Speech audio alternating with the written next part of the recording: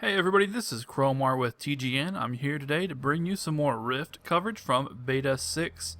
Today we're taking a look at the Cleric class, the Shaman.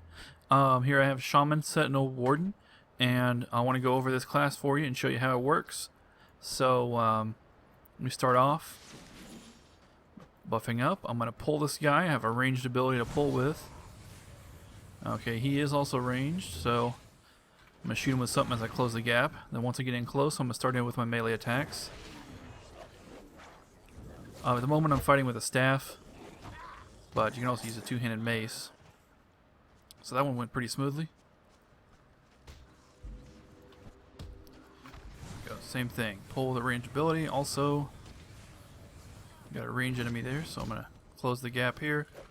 Starting with melee abilities, and it won't take too long.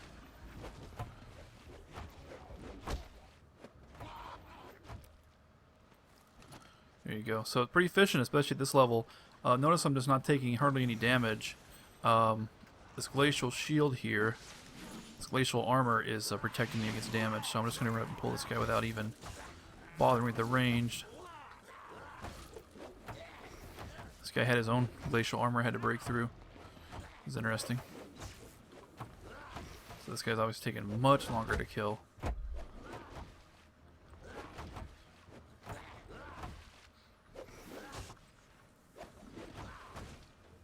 This guy's also higher level than me, but still, it's... Wow, that took forever. Come on, loot him. Thank you. Talk a little bit about this class. Okay, so the Shaman, on the recommended tab, it says recommended Druid and Healer. Or Druid and Justicar, I mean.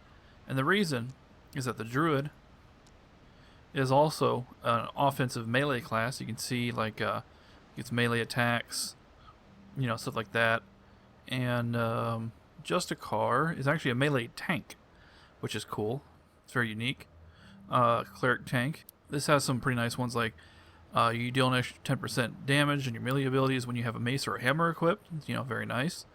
And Salvation, which causes you to heal yourself slightly as you attack, which sounds great too. Here's the problem, okay? The Druid, you know, one of the other things here I forgot to mention is the pet, that's the fairy. And the problem is that, first of all, this fairy is horrible. Horrible. This fairy is terrible. You stay away from this thing. It is so bad. I mean, it's completely useless. What it does is it attacks, but the attack's very poor, and it heals you with a very weak hot, like to the point where there's no difference between having the fairy and not having the fairy. So, I mean, that's just terrible. And as far as offensive abilities, you know, this does exactly the same thing as your basic Shaman abilities. So you really gain nothing by going Druid. And Justicar, the problem is that this Salvation, the thing that heals you, the healing is so tiny, it's completely unnoticeable. Without Salvation and the Fairy, it's like no difference to your healing. So forget that. What I did instead was I went for healing specs. The Shaman is entirely reliant on their own abilities for their physical attacks, for their melee attacks. And then you use the Warden and the Sentinel for healing, primarily. I also get a pulling ability from Sentinel. So let me go over those abilities real quick. The Warden is like water-based, and it's based on heal over time. Healing Spray is a free ability that it gives you just for speccing into Warden. And with a few more points, you get like Remove, Disease, Poison, and Curse. And there's a Knockback and some other stuff, but not too much important stuff. The main thing is this Healing Spray, and that's the main reason I got it. Over on the Warden side, I did get a casting light bolt or whatever, but that's worthless. I'm not messing with that. And then a instant heal on an 8-second cooldown. Yeah, there you go. Well, you couldn't really see me cast it, but it's right here. I use this all the time. I have that hotkeyed. This is an instant cast, Life's Vengeance, which I use at a range for range damage. And then, what's the next one here? Shards of Light is channeled. I use this to pull. You saw me use it a minute ago. And then Healing Grace is just a straight up regular heal. So I have an instant cast heal over time, an instant cast heal in 8 seconds, and then a normal heal. So I have 3 solid heals. Without this setup, you don't have any heals. And at low levels, I was finding survivability was a huge problem with the Shaman. Once I got Glacial Shield, that was the armor you saw me use, it does improve a lot because it absorbs quite a bit of damage. But before that, it's really bad.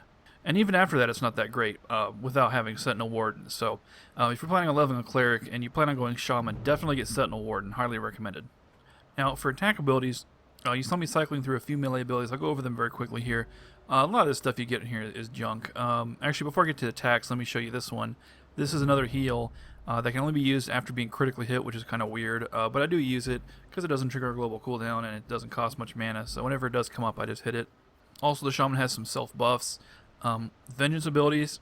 There's different vengeances, like this one, causes your attacks to do extra water damage. This one causes your attacks to slow enemies, and this one is on a cooldown, 2-minute cooldown, 25-second duration, and restores mana. So you swap out to this one to get your mana back if you need it, and then you go back to your regular one, like this one. Then you have courage spells. Courage spells are crucial to the shaman because, or to any melee cleric, because it grants you attack power, physical crit, and melee crit or melee hit, excuse me. And that way you can stack stats. You can stack caster stats, and it will translate into attack damage. So you want to have this up at all times. The other courage spell does the exact same thing, except the passive bonus is endurance instead of dexterity. Endurance gives you health. And the last category are the heart spells. Right here, Heart of the Frozen Sea, for example, increases resistances, and then there are some different resistances and so on. And this is the interesting one. What this does is it takes your courage, such as Courage of Jaguar, and your heart spells, the resistance spells, and then it applies them to the whole party. It's a little awkward to use, but it's kind of nice. It does cost 3 talent points to get, though, or 4 talent points, because in order to get it, you have to get this worthless stuff. So I didn't bother with it. Okay, anyway, on to attacks. The attacks for the Shaman, the very basic attack is Crushing Blow. It's just you just spam it constantly. And then you also have Lightning Hammer on a 6-second cooldown, which puts a dot. This is a pretty powerful one. Make sure you use it every time it's up. You also want to use Massive Blow every time it's up. This is just a slightly bigger attack, but it's like exactly the same thing practically. It's really not that great. It's just slightly more powerful than Crushing Blow, but not by much. Then Faded, this is just after the dodge or parry. This is like your overpower, and it's off the global cooldown too, so you want to make sure you use it every time it comes up. Avalanche Strike hits multiple enemies. You have to get a few levels to be able to use this, but it's actually quite powerful. Let's see if I can fight a bunch of stuff at once here. Let's see. Witch Doctor, Basher. I'm just going to pull him like that. This isn't exactly a tough battle here, but I put my hots up. I start hitting Avalanche Strike. Actually, let me get a Lightning Hammer in there for the dot, and then you go in with the Avalanche Strikes. My self-heal popped, so I did that. I want to use my other instant heal too. So you see I'm just not taking much damage. I'm going to refresh my heal over time. Yeah, so not that efficient killing, but at least you don't hardly take any damage at all with this setup. And again, going Justicar or the other recommended one, Druid, does not give you any additional healing power. There's no trade-off there. You just lose your survivability, and you gain really nothing. You don't gain any damage or anything. When you get a nice pull like that, it goes pretty fast. But these melee abilities really need some work. So anyway, that's what the main abilities look like for your Shaman. This is pretty effective. I want to show you the talents real quick here. Increases melee crit chance, increases critical hit damage and healing bonus. That's obvious. This one I'm not too happy with, and if there was any good talents here, I would probably dump it. But your Crushing Blow is a 30% chance to reset the cooldown of Massive Blow. The problem is Massive Blow just, it's not a big deal. You're spending 5 talent points to occasionally get an extra Massive Blow, which adds a tiny amount of extra damage. It's bullcrap, so I don't even worry about this. Lightning Hammer deals 30% more damage. Is pretty good. I use that just because Lightning Hammer is pretty powerful, but it, again, it's a 6-second cooldown. It's not that big of a deal. So if there was a better talent, I would probably drop this one too. Over here, there is physical damage increased by 5%. I'll probably drop Long Memory for this one. Why is this called Long Memory? That makes no sense. Anyway, I just think that this 5% is pretty minor compared to what you can get other places. Like right here, 10% to instant cast spells. And by the way, I did test it. Your Shaman abilities do not work with this, with Destructive Tide, which is too bad. Otherwise, it'd be a great talent. So once you get up here, you start getting some better ones. Your critical hits cause you to deal extra damage with your next melee attack ability. I guess that's okay. And then this one's pretty good. When your Massive Blow crits, it adds an additional bleed, which does add a decent amount of damage. So I guess if you put that and Long Memory in combination, it's not as bad. Also, once you get up here, your Massive Blow gets a much larger % chance to crit. And on top of those, there's one last ability that's noteworthy, which is Battle Charge. Yes, you do get a charge eventually, but you have to be like level 26 to get this. So it does take you quite a while to get this. It's mainly for PvP because it actually slows them and it breaks you out of roots. So that's pretty nice. So yeah, that's the Shaman's abilities. I'll kill a few more mobs here. Sorry, I can't resist looting shiny things for quests. It's in my DNA. Oh, these guys killed everything here. Okay, so this guy is ranged, so I'm just going to cast my Glacial Shield and my Ice, my Heal Over Time. I just run in, my Fated Blow or whatever it's called, procced. So I use that. Now I'm just spamming, okay, Lightning Hammer's back up. Spamming, okay, Massive Blow just got activated. Spamming, Lightning Hammer's back up. Crushing Blow. Okay, there's another guy. Someone's going to start an avalanche until this first guy's dead. And switch. Glacial Shield. Heal Over Time. Oh, Massive Blow's up.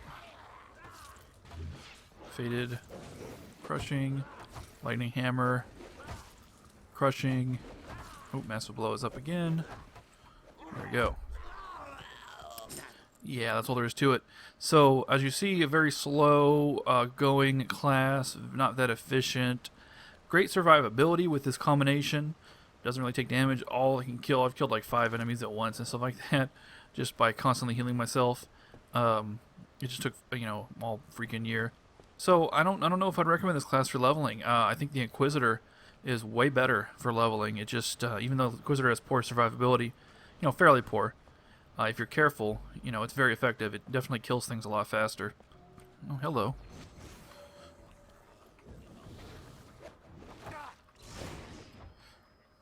Spec could really use some more excitement. It's very boring. I actually did Shaman at the very low levels, at level 1, and Spec F it as soon as I possibly could. Went to Inquisitor. Much better results. Slow. Okay, there we go. Okay, well, what else could we do with the Shaman to make it better if we weren't using Sentinel or Warden? Well, I don't know. Inquisitor for dots. You could, use pulling skills and dots. It's not a bad idea. Kabbalist is kind of the same thing, although Kabbalist is not as nearly as good. So if you were to add a, range DPS here, maybe, Vex, that would be nice. Pull with Bolt of Depravity. Armor of Devotion for a critical hit, that would synergize well with the Shaman abilities. I'm going to say, though, that this is probably the best setup overall for the survivability. And but, if you can give the Inquisitor setup a try. But overall, I really think that you're just better off not playing a Shaman to level up. It might be great for PvP or endgame DPS when, once you get all the, abilities together. But I think that for leveling, I would definitely stick with Inquisitor. So, thank you for watching. This was the Shaman for the Rift Beta 6 event. This is Cromar with TGN.